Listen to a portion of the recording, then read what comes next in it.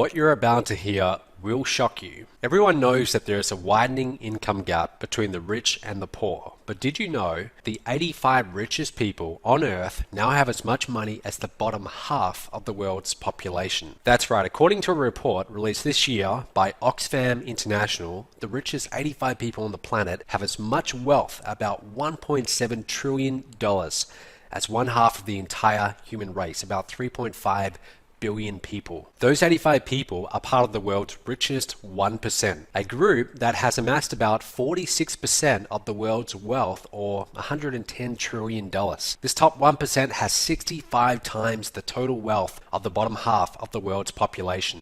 Pretty shocking, right?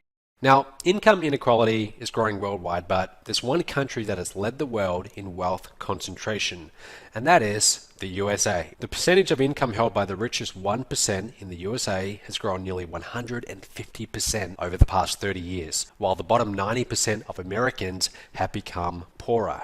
Obama recently called this expanding gap between the rich and the poor a bigger threat to the US economy than the enormous federal budget deficit. And a report released this year by the Sadoff investment research firm found that the top 1% of wage-earning households in the US bring in about $1.2 million per year.